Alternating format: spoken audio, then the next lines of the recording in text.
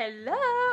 Aujourd'hui, ma tête n'est pas présentable, voilà, ça arrive. Du coup, je me suis dit que j'allais plutôt vous montrer mon petit livre où je fais toutes mes outlines. Donc une outline, pour ceux qui ne savent pas trop ce que c'est tout simplement le plan du livre. C'est un petit peu le support qui va nous aider par la suite pour écrire le livre. Chaque outline change d'un auteur à un autre et il y en a qui n'en font carrément aucune. Voilà, donc c'est vraiment libre à tous et du coup c'est pour ça que quand on débute on peut un petit peu se retrouver perdu parce qu'on veut essayer de planifier un petit peu son livre mais on ne sait pas comment. Donc moi aujourd'hui je vous présente 3 manières que j'ai utilisées, oula j'ai fait le 3 ici, que j'ai utilisées dans le passé. Qu'est-ce que je pense des gens qui ne font aucune outline? Donc ces gens là ce sont les gens qui font du pencil. Personnellement j'ai essayé une fois. Et ben c'était assez compliqué. Je ne dis pas que c'est impossible, je dis juste que c'est plus dur et que moi ça me correspond moyennement.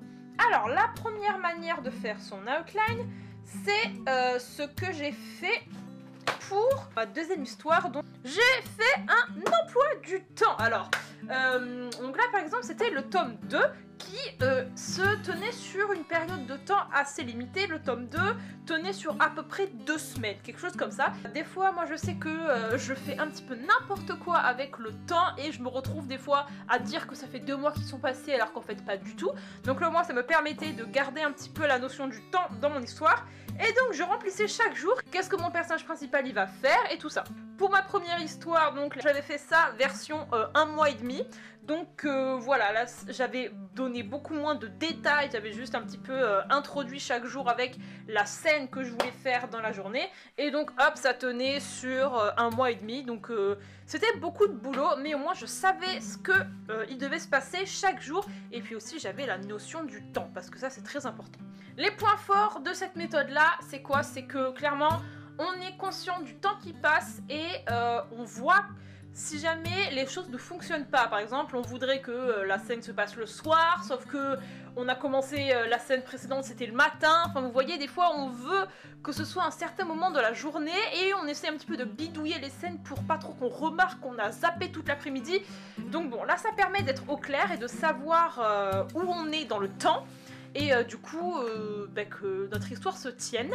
Les points faibles, c'est que ça met du temps, puisque clairement, il faut réfléchir à toutes ces scènes à l'avance. C'est la manière la plus lourde pour moi de faire son outline, c'est pour ça que je la présente en premier. Si jamais vous n'êtes pas trop sûr de ce que vous voulez faire à la fin, au milieu, et ben c'est mort, parce que là, clairement, vous en avez besoin. Donc ça ne laisse pas beaucoup d'espace à l'inspiration soudaine et au changement de programme.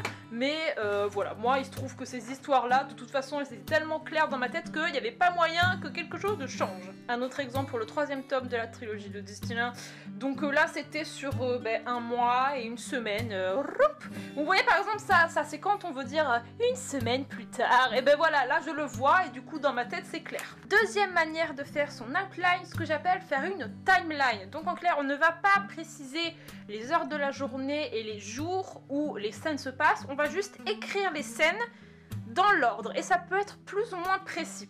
Là par exemple, c'était l'époque où je faisais ça à peu près dégueulassement. Je vous montrerai les dernières timelines que j'ai faites qui sont beaucoup plus jolies. En rouge, je mettais les gros points de l'histoire un petit peu.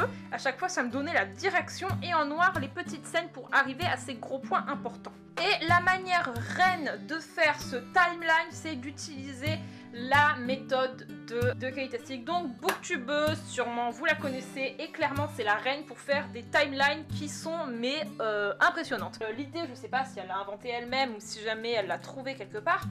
Essayons de voir si jamais je peux faire une petite élévation. Ouais. L'idée qu'elle a eue, c'est de découper en fait un livre en 3 actes. Et elle, ce qu'elle donnait, c'est que chaque scène, en fait, elle vous donne une phrase qui va définir la scène. Par exemple, on a introduction pour la scène numéro 1. Élément perturbateur pour la scène numéro 2. Pour la scène numéro 3, c'est conséquences directes à l'élément perturbateur. Scène numéro 4, les conséquences à long terme de l'élément perturbateur et quels sont les changements qu'il a produits, etc. Chacune de vos scènes est introduite par une phrase et du coup ça aide parce que quand on est bloqué dans son histoire, par exemple, hop là, je suis bloquée à la scène numéro 15 ou le point numéro 15 de l'histoire, je sais pas trop quoi faire, et ben elle vous donne une phrase, par exemple. Au retournement de situation, on a dépassé le point de non-retour. hop là, elle appelle son chapitre 15 comme ça, et clairement ça nous fait réfléchir de dire donc là il faut qu'il y ait un gros truc qui soit dévoilé, qui fasse que nos personnages entrent dans une autre dimension, où là ils ont plus le choix. Vous pouvez vous imaginer plein de choses, mais du coup moi je sais que ça m'aide beaucoup pour mes timelines, donc je vous mettrai en lien la vidéo où elle a tout expliqué. Franchement je trouve c'est génial. Le point fort de cette méthode, c'est que c'est très efficace. Vous y passez 1 heure et vous avez peut-être en 1 heure réussi à voir tout votre livre, et puis surtout c'est plus en fait la méthode qui travaille pour vous, parce que tout est déjà là, vous n'avez plus en fait qu'à remplir les points, et si jamais vous bloquez, et ben hop, ça vous redonne un petit peu de l'inspiration, et puis aussi vous êtes sûr, si vous suivez les débuts de phrases, que votre histoire tient la route en termes de cohérence, en termes d'intrigue, en termes de suspense. C'est bon, le livre est validé, on a le bon rythme. Les points négatifs, c'est que déjà, imaginons que votre scène numéro 6 dure très longtemps, elle va peut-être recouvrir beaucoup plus de choses que le simple conséquence de ses actions, comme on a là par exemple.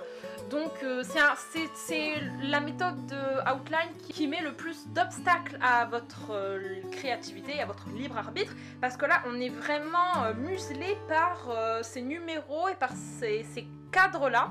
Mais pour ceux qui aiment beaucoup, je sais pas moi, faire un acte 1 beaucoup plus long, une introduction qui est très grande pour introduire le monde, par exemple je pense aux fantasy. Au fantasy, on commence pas le chapitre 2 par l'élément perturbateur, il faut d'abord présenter le monde et tout ça.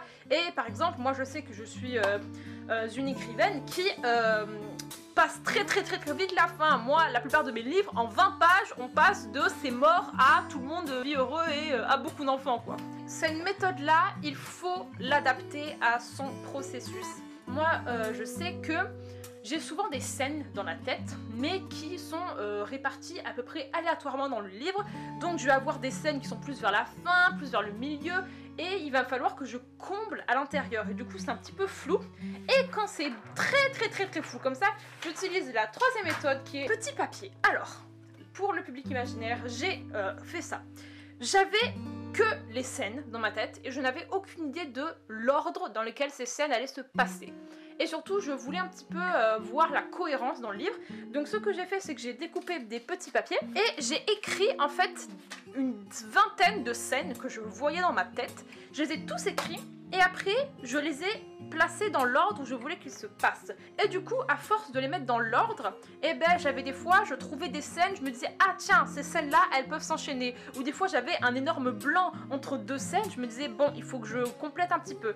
Les points forts de cette méthode-là, c'est que c'est celle qui vous donne le plus de liberté. Par exemple, je me dis ah non, ça, je veux pas qu'il soit là. En fait, je vais échanger cette scène-là avec cette scène-là. Bim, c'est fait. Vous avez échangé les deux scènes de place. Bon, je vais les re-échanger parce que, imaginons, je le relis dans le futur, je me dirais, mais qu'est-ce qui s'est passé? Voilà, donc c'est la méthode qui s'adapte le plus à vous et qui laisse le plus parler votre imagination et votre créativité. Donc, ça peut rapidement devenir le bordel. Puis aussi, si jamais vous fonctionnez pas forcément en timeline, vous voyez pas les scènes qui s'enchaînent, mais vous voyez plutôt l'ambiance générale de l'histoire, et ben ça, c'est ce que je vous conseille parce que c'est le genre de méthode où le livre en fait se dévoile petit à petit de lui-même. Au fur et à mesure que vous mettez les pièces du puzzle ensemble, et ben vous avez l'histoire qui se construit. Et donc moi j'aime bien cette méthode là. En termes de temps, elle n'est pas très longue non plus, et puis surtout je la trouve assez rigolote parce que c'est assez ludique d'écrire juste des scènes. Les points faibles de cette méthode, c'est que ça manque de structure. C'est le genre de livre où clairement il va falloir convaincre les autres que ça fonctionne, parce que vous en êtes certains, mais les autres ils peuvent se dire attends mais c'est du grand n'importe quoi là ce que tu m'as fait. Et voilà les amis, c'est tout les secrets que j'ai à vous dire aujourd'hui. Donc là clairement j'ai épluché mon cahier le plus précieux devant vos yeux. J'espère que j'ai pu vous apporter de bons conseils et que vous êtes motivés pour enfin faire votre outline, ou ne pas la faire si jamais vous avez réalisé qu'en fait vous n'en avez pas besoin. Voilà. Je vous fais des gros bisous et on se retrouve dans une prochaine vidéo où on verra ma tête. Allez, gros bisous!